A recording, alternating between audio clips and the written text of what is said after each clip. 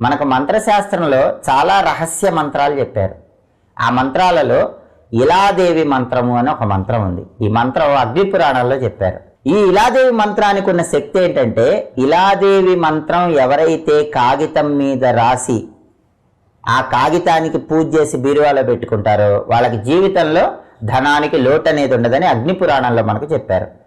ఆ శక్తివంతమైన ఇలాదేవి మంత్రం ఏంటో, ఆ మంత్రాన్ని ఏ విధంగా రాయాలో మనం పరిశీలిస్తే, ఇలాదేవి మంత్రం ఏంటంటే, ఓం నవే వర్షే ఇలాదేవి లోక సంవర్ధని కామరూపిణి దేహిమే ధనం స్వాహ. ఇది ఇలాదేవి మంత్రం.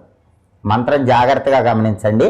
ఓం నవవర్షే ఇలాదేవి లోక సంవర్ధని కామరూపిణి దేహిమే ధనం స్వాహ. ఈ మంత్రాన్ని కాగితం మీద ఒక రెడ్ పెన్నుతో రాయండి. లేదా మీకు రాగిరేకు ఉందనుకోండి, రాగిరేకు మీద రాస్తే చాలా మంచిది. అయితే ఈ రోజుల్లో రాగిరేకు మీద రాయటం అనేది అందరికీ సాధ్యం కాకపోవచ్చు.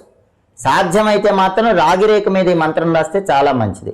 సాధ్యం కాకపోతే ఒక కాగితం తీసుకొని రెడ్ పెన్నుతో ఈ మంత్రాన్ని ఆ కాగితం మీద రాయండి.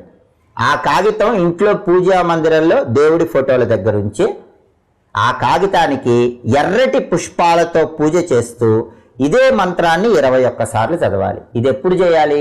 శుక్రవారం రోజు చేయాలి. శుక్రవారం రోజు కాగితం మీద రెడ్ పెన్తో ఈ మంత్రం రాయండి. ఇంట్లో దేవుడి ఫోటోల దగ్గర ఉంచండి. ఎర్రటి పుష్పాలతో ఆ కాగితానికి పూజ చేస్తూ ఈ మంత్రాన్ని 21 సార్లు చదవండి.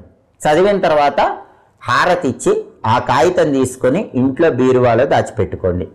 జీవితంలో ధనధాన్యాలకు ఎలాంటి లోటు ఉండదు.